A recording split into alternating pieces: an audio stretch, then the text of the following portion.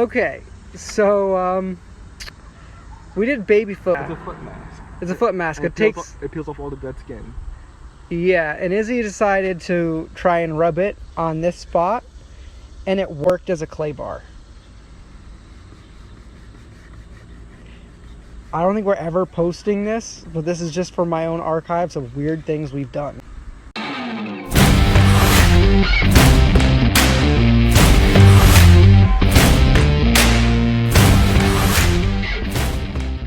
Hey guys, it's me, Jake, and today's video we're going to actually be working on Burtram. Getting into it, we're going to be working on the back of this car. Last night I had actually started this, and what I had done is I started going through and started removing the glue and lettering.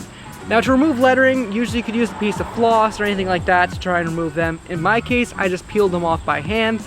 They weren't stuck on very well, so it took no time whatsoever to just pull them off by hand.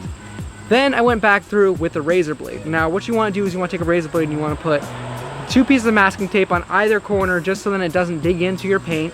Obviously you don't want to remove the paint and damage your paint while doing this, and that's the hardest part of it. But going through, you just want to keep your razor blade flat and only remove the foam glue underneath. But now we're going to be getting into what I have for today. Now, even though I didn't get these clips today, I think I did a pretty good job of at least getting them and showing you guys those steps. Now we're jumping into the step where I am going to be actually finishing it up. So what I had started doing last night is I grabbed the drill. Now being that there's still a lot of lettering on here, I actually started using wet sanding. This is not necessary, you could just polish it out. But in my case, I'm using my Harbor Freight drill, which I got for $20, which we're still using. This is holding on strong. The one thing is it does not hold a charge, so you want to charge it right before you start. You do not want to have it sit. If it sits, it just dies. I learned that the hard way last night because the drill had died. So definitely want to keep that nice, fresh, and charged. The next thing we'll be using this kit. So this is still the headlight kit that we used in the last video. It actually has been super useful for doing any of these things just because it has everything you need to polish. So it has the sandpaper, it has the polishing pad, and it has the polish. So it takes no time at all to just grab the things out of here and do a million things. This kit honestly is the same one that I started with, and you can still just keep reusing it and reusing it and reusing it. So for $13, it's actually pretty amazing. But I'm gonna set up my drill, which all I have to do is put the grip into the jaw of the drill. I'm gonna grab our foam polishing pad and just stick that on right here. And last but not least, we're just gonna put some polish. This is the third step already. I didn't go as in depth the other ones just because the mic was not running. But you're gonna wanna put just a little bit of polish like this. I'm wearing a brand new shirt, so I don't wanna get this super dirty.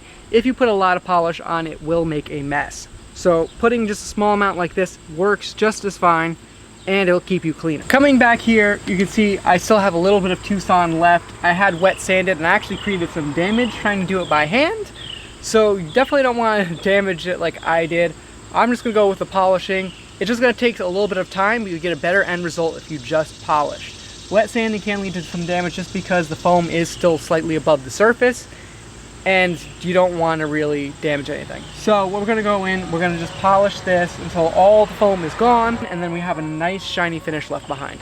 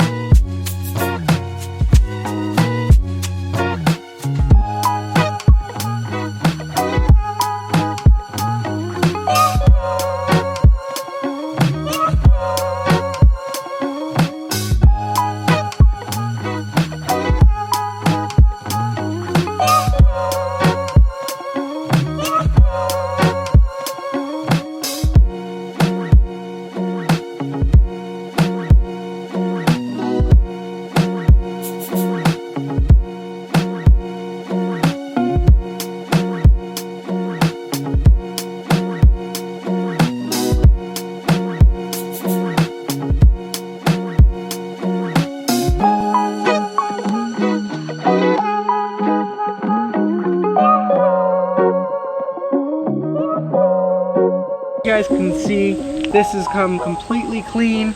There are some little marks that I had messed up. I'll show you right here where, right here, there's a little bit of like scratches and lines. That was when actually I didn't realize because I was doing this in the dark. And you guys could actually see on camera better than I could actually see. But I had actually nicked the paint a few times and put some scratches in. So that was where the wet sanding kind of helped. But I did go through the paint. This is what you want to avoid doing. I didn't see that I didn't have the razor blade completely covered on the corner, and it accidentally dug in a couple times. I realized after it happened, but by then it was already too late. The other side has a few scratches as well, but not nearly as bad as this side. Overall though, this was a success. It still looks good. You won't notice the scratches until you're right next to the car. They're not noticeable at all. And honestly, it looks so much better without the letters falling off. And I'll even show you the collection of letters I have. So here you guys can see are some of the letters. I'm not gonna put these back on just because you can see this D is actually really damaged. But if I wanted to, I could buy some 3M tape, cut it to size and fit these shapes, and then re-stick them back on. I'm not doing that just for the sake that I only have some of the letters, some of them are damaged, but if I really wanted to, I could stick them back on. So let me know what you guys think of my methods. Do you have any better methods? Let me know in the comments down below. That is it for this video. I'm actually pretty proud of how this came out, despite how it has a few scratches. In the end of the day, nothing's ever perfect.